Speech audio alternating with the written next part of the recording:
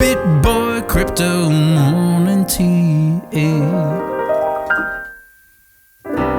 Good morning, everybody. It's September 3rd, 2021. My name's Piano Matty B. That is Scaramucci's, and this is your Morning TA. A brief glimpse into the crypto market, where the sun's shining, where the wind's blowing, all the humble opinion of this piano.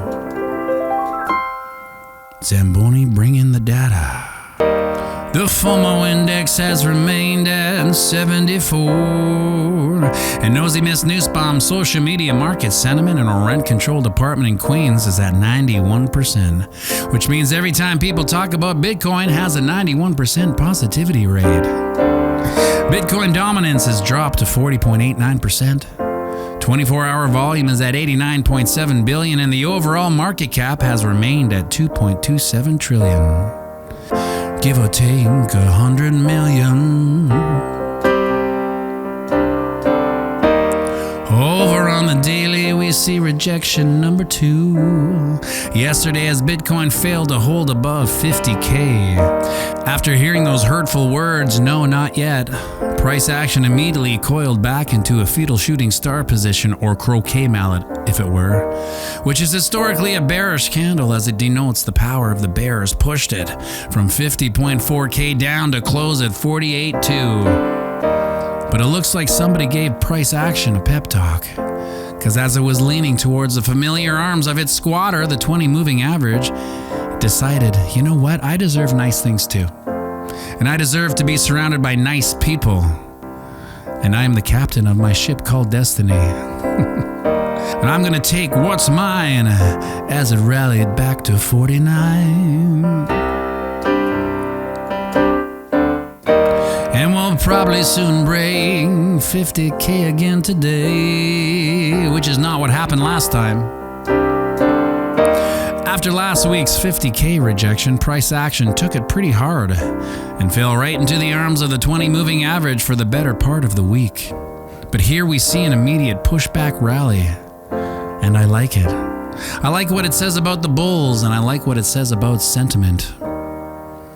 That the bulls are in control, going into another party time weekend for Bitcoin.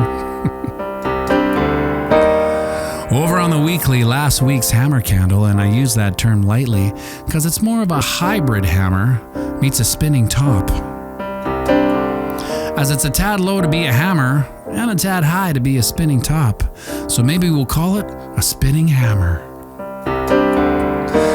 Its slight bullish nature has continued on to this week's hammer candle, full-fledged. Almost looks like Thor's hammer.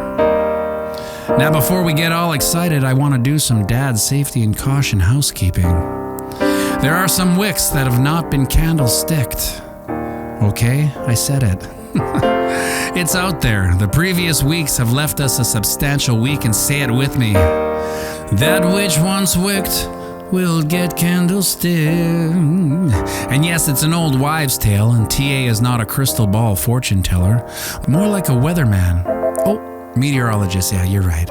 Analyzes patterns and confluences past historic cycles to form speculative forecasts, if it were. And if you're looking at that volume wondering if my dad eye saw it, it's a dad eye, and dad eyes don't miss nothing.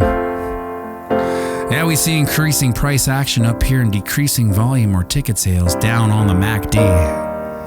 When I look at it like a weatherman, yeah, meteorologist, gotcha, thank you. I say we're rounding off a bit.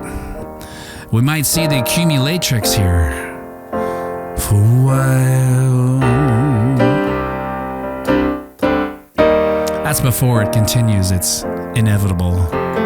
And that's just what some of the data tells us, but data quickly gets redundant when supply shock kicks in. And at the end of the day, all the technicals in the world can't hold a candle to Economics 101, Chapter 1, Supply and Demand. Supply goes down, demand goes up, and Bobby is now your uncle.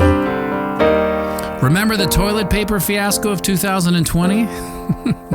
where people completely lost their minds because they thought the supply of toilet paper was running out. Not a high watermark for humanity, no, but a perfect look inside the psychology of supply shock. And just exchange toilet paper for Bitcoin. And that's what's going on. And is it me, or have you noticed a low amount of FUD these past weeks? I mean, there's always a low home of dinosaurs muddling back and forth, trying to understand a technology they never will quite grasp. And the odd Wall Street zombie talking in his sleep about regulation and control. But in general, I think battle number one of the FUD wars have been won by the crypto community and investors. The old adage of we're doing this for your safety is just another tool in the totalitarian toolbox of tyranny. Shut them off and let them disappear because it's your fear they so desire, and it's your hope that kills their control. And that sound you hear in the back of your mind and you feel in your soul is a generation wealth hammer slamming the last nail in their coffin. Good riddance, power structure. The debt enslavement of the fiat straitjacket is being Houdini'd off right before your eyes, and there's nothing you can do to stop it. So remember, we're playing the same game as our psychopathic elected lead. That's right, it's a long game, so zoom out and have a fantastic day.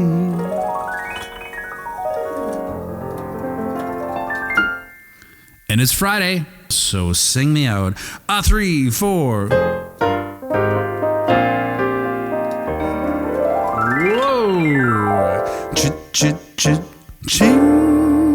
Have a great weekend.